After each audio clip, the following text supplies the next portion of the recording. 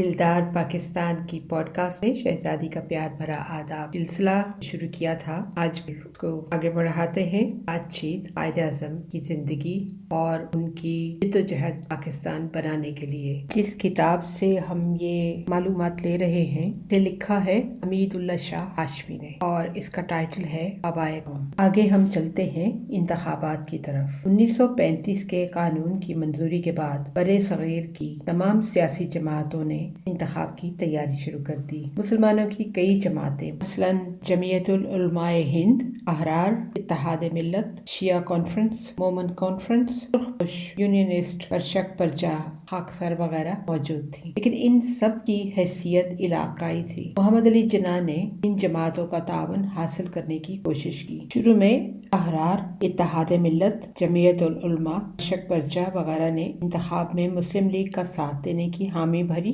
مگر جلد ہی یہ جماعتیں اس کا ساتھ چھوڑتی گئیں اور 1937 کے انتخاب میں مسلم لیگ تنہا رہ گئی۔ مشکلات کے باوجود محمد علی جناح نے ہمت نہ ہاری۔ انہوں نے ملک کے طول و عرض کا دورہ کیا۔ اس مرحلے پر لیاقت علی خان بھی مسلم لیگ سے الگ ہو گئے اور اب جماعت کا کوئی سیکرٹری نہیں تھا۔ 1937 میں صوبائی انتخابات ہوئے۔ مسلم لیگ 482 مسلم نشستوں میں سے 102 حاصل کرنے میں کامیاب ہوئی۔ مسلم لیگ کی کامیابی زیادہ نمایاں نہ تھی۔ اس کی وجہ مسلمانوں کی باہمی نا اتفاقی تھی۔ پنجاب میں سر سکندر کی یونینسٹ پارٹی اور بنگال میں مولوی فضل الحق کی پرچک پرچہ نے بڑی تعداد میں مسلم نشستوں پر قبضہ کیا، لیکن کانگریس کے حصے میں صرف 26 نشستیں آئیں۔ گویا کانگریس کا یہ دعویٰ کہ وہ مسلمانوں کی نمائندہ ہے بالکل غلط ثابت ہوا۔ ان انتخابات کے بعد ہندو اکثریت کے 6 صوبوں میں کانگریس نے وزارتیں بنائیں۔ کانگریس کے انتخابات میں کامیابی سے اس کے لیڈروں کا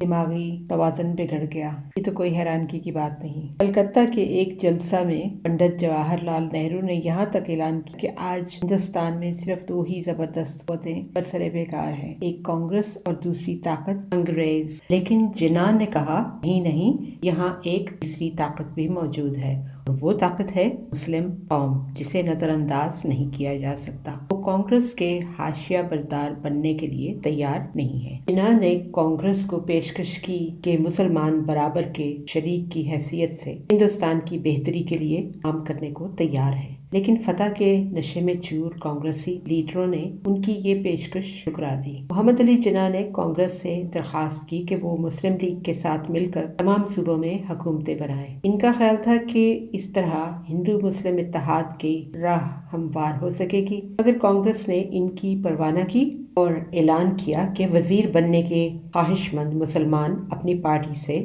مستعفی ہو کر کانگریس میں شریک ہوں اور ہمارے حلف نامے پر دستخط کریں۔ اس کا مطلب یہ تھا کہ کانگریس کے سوا تمام پارٹیوں کا وجود مٹا دیا جائے۔ آگے وہ ذکر کرتے ہیں اجلاس لکھنؤ 1937۔ ہندوؤں کے جن صوبوں میں کانگریسی حکومتیں بنی تھیں وہاں مسلمانوں پر اتنے ظلم ڈھائے گئے کہ کانگریس پر سے مسلمانوں کا رہا سہا اعتبار بھی اٹھ گیا۔ دوسری طرف مسلم لیگ کا وقار بہت بڑھ گیا۔ اکتوبر 1937 میں مسلم لیگ کا اجلاس لکھنؤ میں ہوا۔ وہاں محمد علی جناح نے، جو اس کے صدر تھے، بنگال اور پنجاب کی اسمبلیوں کے مسلمان ممبروں کو دعوت دی کہ وہ مسلم لیگ میں شامل ہو جائیں۔ اس اجلاس میں پنجاب کے وزیر اعلیٰ سر سکندر حیات، بنگال کے وزیر اعلیٰ مولوی فضل الحق اور آسام کے وزیر اعلیٰ سر سعد اللہ نے مسلم لیگ میں شمولیت کا اعلان کر دیا۔ اس کے بعد سندھ میں بھی مسلم لیگ کی وزارت قائم ہو گئی۔ اس سے اس جماعت کی اہمیت بڑھ گئی اور یہ ایک عوامی تنظیم بن گئی۔ لکھنؤ میں محمد علی جناح نے بڑی ذہانت،